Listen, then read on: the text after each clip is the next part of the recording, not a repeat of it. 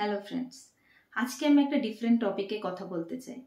এটা ঠিক টপিক না, একটা স্টোরি মতো আপনাদের বলতে চাই। একদিন আমি, আমার হাজব্যান্ড, আমার ছেলে মলে গেছিলাম।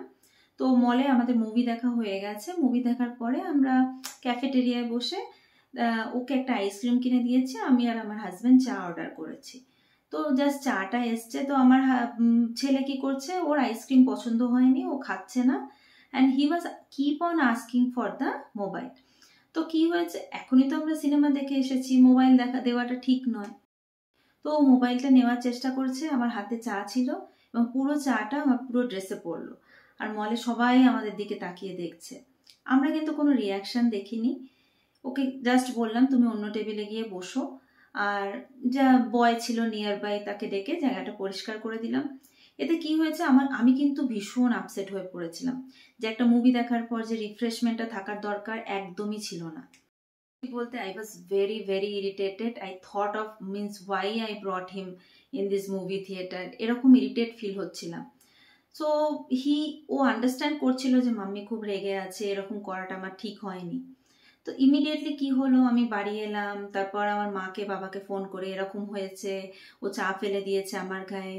এবার এদের রিয়াকশনটা কি ছিল যে তুই কি মেরেছিস নাকি ওকে। আমি কিন্তু ওকে মারিনি, বাট ওদের রিয়াকশনটা তুই কি ওকে মেরেছিস, ওর কি হয়েছে, ছোট বাচ্চাই তো, কি হয়েছে, তুই তো এত বড়, সাবধানে রাখতে পারতিস, ওর সামনে চা খাওয়ার কি দরকার।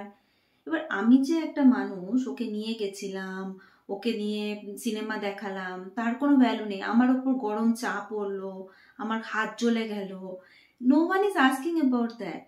আমার যে ফিলিংস, আমার যে কষ্ট হচ্ছে, যে আমার যে ইরিটেশন লেভেলটা, নো ওয়ান ইজ ভ্যালিডেটিং। মনে হবে যে আমি এই স্টোরিটা কেন বলছি, রাইট? এই স্টোরিটা বলার একটাই কারণ যে আমার পেরেন্টস যেমন আমার ফিলিংসকে, আমার ইয়েকে ভ্যালিডেট করতে পারছে না, অনেক সময় হয় যে আমরাও আমাদের বাচ্চাদের ফিলিংসটাকে ভ্যালিডেট করতে পারি না। ওরা যখন আপনার কাছে এসে বলবে মাম্মি এটা হয়েছিল, ওটা হয়েছিল, আর আপনি যদি সেই মুহূর্তে বলেন যে এটা কি এমন বড় ব্যাপার, চাই তো পড়েছে, ছোট বাচ্চা হলে এরকম হয়, বা ও যখন মনে করুন একটা কোথাও খেলতে গেছে, পড়ে গেছে, তো আমরা কি বলি জেনারেলি, কি এমন বড় ব্যাপার, পড়েই তো গেছিস, খেলতে গেলে এরকম হয়।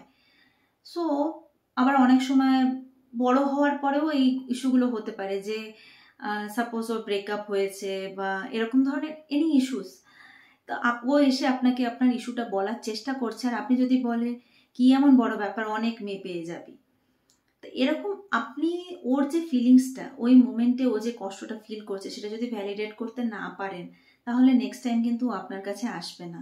কোনো ইস্যু হলেও ও আপনাকে কিন্তু বলবে না, কারণ আপনি ওকে জাজ করছেন, আপনি একটা আনবায়াসড হয়ে ওকে উত্তর দিতে পারছেন না।